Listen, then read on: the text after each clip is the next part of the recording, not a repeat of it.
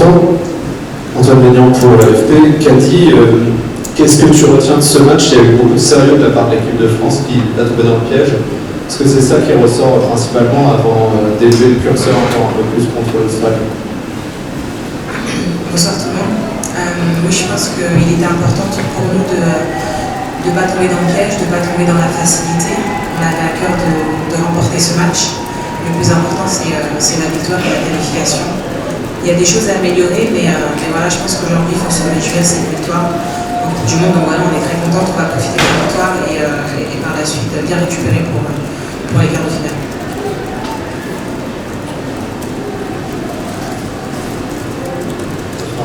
Sébastien Métou pour le Parisien. Tu dis qu'il y a des choses à améliorer, quoi en particulier? Je pense plutôt au niveau de l'utilisation du ballon. Je pense en fin de première mi-temps, je trouve qu'on est un peu tombé dans un faux rythme. Donc voilà, je pense que ça c'est quelque chose à améliorer. Last question to the player, please. Thank you.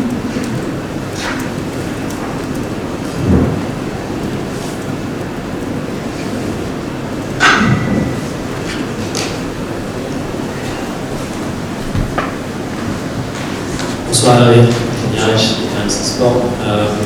Quel sentiment domine après cette victoire 4-0, un match consistant, vous êtes satisfait?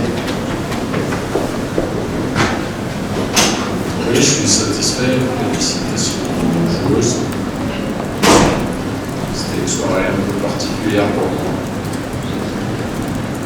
Donc, félicitations à cette équipe marocaine. C'est la première Coupe du Monde, donc réussir à se qualifier pour un 8e de finale, c'est déjà un grand résultat. Et quand l'équipe de France elle a fait preuve de sérieux, parfois un peu trop de facilité, mais c'est ce genre de match qui font qu'on ne peut pas être tout le temps à 100%. Ce qu'on fait, donc voilà, le résultat c'est le plus important, avoir marqué 4 buts, de très jolis buts surtout. Et puis maintenant, place au quart de finale, les taux se resserrent, il reste plus que 8 équipes, on continue notre route. L'objectif à réaliser la meilleure performance que l'équipe de France a réalisée. Donc il faut absolument aller plus loin. C'était l'objectif initial et ça reste là.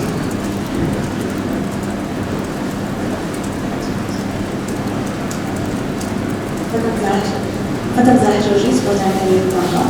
Tout d'abord, félicitations pour la qualification. Ma question concerne le Maroc, bien sûr. Comment vous voyez le football féminin au Maroc pour le futur? Je l'ai dit hier, c'est un football qui est jeune en ce qui concerne le football féminin au Maroc. Il y a déjà beaucoup de progrès qui ont été réalisés en peu de temps. Je me rappelle en 2016, quand l'équipe féminine a été créée, c'était un départ de pratiquement zéro. Donc c'est une grande performance d'avoir réussi dans un premier temps à se qualifier pour ces 8e de finale. C'est une équipe qui va grandir et puis qui réussira à rivaliser avec les meilleurs dans quelques années. Il faut laisser du temps au temps, c'est le football qui veut ça. On ne peut pas tout révolutionner en claquant des doigts. Donc il faut juste leur tirer un grand coup de chapeau pour la performance qu'il a réalisée. Bonsoir André, Rodolphe pour l'équipe. Vous pouvez enchaîner 2 matchs, ça va être l'adversaire supposé plus faible, ou le niveau d'intensité va être moins élevé en face. Est-ce que c'est peut-être un désavantage à jouer un match contre l'Australie, le pays hôte, dans un stade plein, face à une équipe qui mise beaucoup sur l'intensité? Oui, c'est une équipe j'ai surtout vu une équipe qui a bien défendu hier, qui a attendu son adversaire et qui l'a contré au bon moment. Donc on sait à quoi s'attendre. Après, spectateurs, c'est à double tranchant. L'équipe de France l'a vécu en 2019, avec une déception énorme lors de sa défaite en quart de finale contre les États-Unis. Donc voilà, il faut faire vivre au pays d'hôte ce que l'équipe de France a subi à la maison. De toute façon, il n'y a pas le choix. Quand on veut venir avec des ambitions, il faut être capable de battre des meilleures équipes. Il n'y a pas à craindre cette équipe, mais il faut la respecter parce qu'elle a beaucoup de qualité.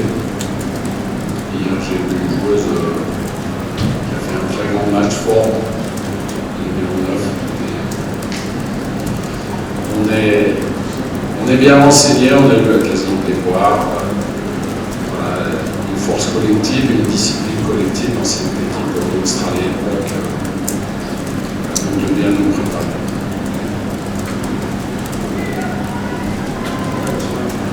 I will speak in English for the Sanctum. You've got the advantage of having played Australia a month ago in front of a home crowd. Do you feel like this will help your team as you take on them again? Will you use something that you saw in that game? Maybe knowing how to play in front of a home crowd or how to get around Australia when you come up against them on Saturday? Thank you.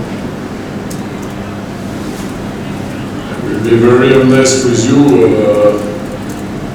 I didn't decide of this game, but if it was me, we were not playing against Australia before the competition.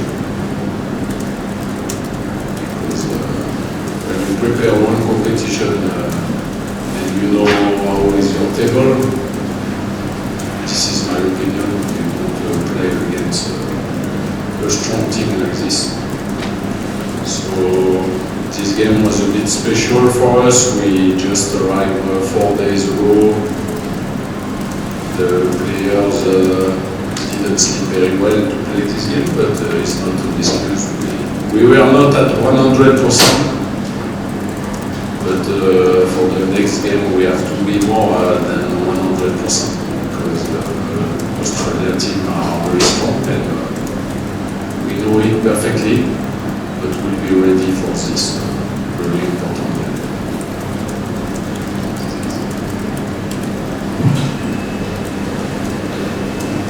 Hervé, Ménion pour l'AFP.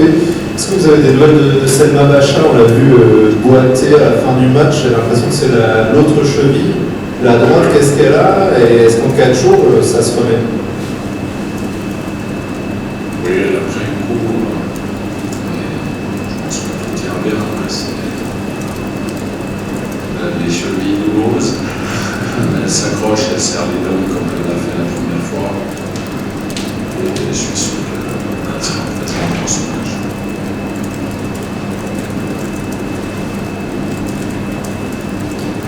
I am Coach Tushmaki from Front Edge Football, just asking in English. I just want to get your thoughts on the system that you used tonight, the 4-4-2, but the wingers were quite high. I just want to get your thoughts on how that worked for you in this game. Yes, we are using this configuration since we start the competition. So this evening it was we were in the offensive part most of the time, so it won't be the same game. The next one won't be the same game, so all the games are different. We have to prepare very well the next game. We know perfectly this Australian team. They won yesterday night. It was a good victory with their very specific characteristic. So we are aware about everything. We have to be ready for this very important game. Another question, English, Michael Cox of the Athletic. The two players you have down your left flank, they combined very well for the first goal, and the two left backs for their club.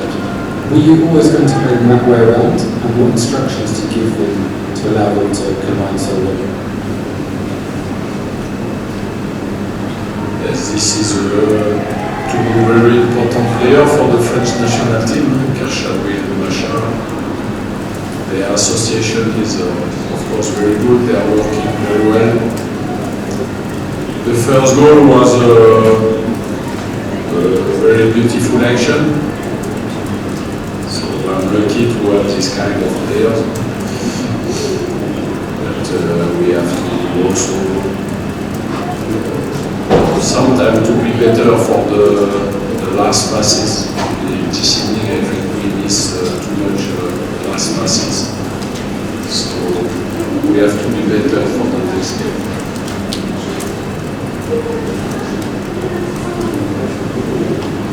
Coach, vous parliez de Caitlin Foord côté australien, de 2 attaquantes qui marquent beaucoup, qui font des passes décisives aussi. À quel point c'est important de voir que l'association Diani Le Sommer a pris confiance à ce match. Oui, il fallait un peu de patience avec Caddy. On savait qu'elle allait revenir, qu'elle allait être efficace comme elle a été dans le championnat de France cette saison, sans jouer pratiquement les 2 derniers mois.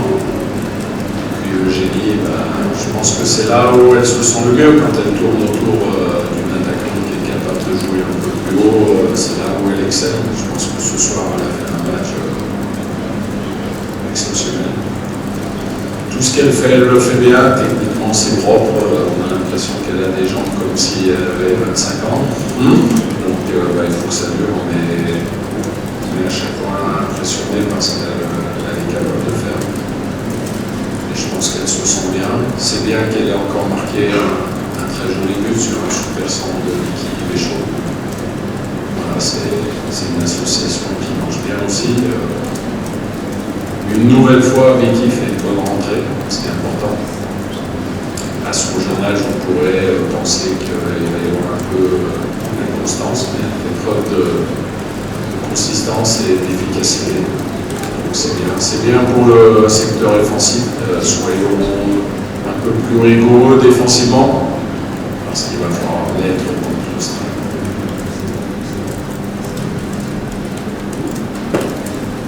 Oui, toujours pour tenir à Chien Sport, on l'avait un peu dit pendant le game, ça c'est mieux. Est-ce que c'est pas plus mal d'avoir perdu en fait pendant la préparation face à l'Australie et d'être vraiment dans un autre état d'esprit à faire ce quart de finale face à tout un groupe? C'est sûr que ça met en alerte. Maintenant, on répondra à cette question à la fin du match. Mais c'est un match qui a une configuration complètement différente. C'est un quart de finale de Coupe du Monde. Cette équipe de France a déjà joué un quart de finale de Coupe du Monde. Elle sait la douleur que ça peut procurer de ne pas continuer sa route. Donc il faut qu'on se serve de ça. Il n'y a pas d'espace à laisser.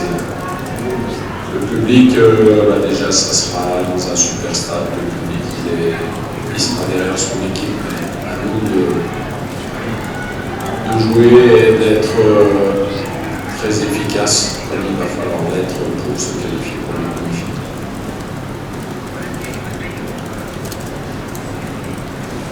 Please, next question. Peut-être un mot sur l'état de santé de Maëlle Lacra, on n'a pas pu s'échauffer. Est-ce qu'elle sera apte pour le quart de finale de la semaine? Mais ça ne servait à rien de prendre des risques avec Maëlle ce soir. À partir du moment où elle n'était pas à 100% pour démarrer, on s'était dit qu'il fallait mieux lui laisser encore un tout petit peu de temps. Le score a fait qu'on a pu faire entrer Estelle Cascarino et Alice Cara, donc ça ne servait à rien de prendre des risques.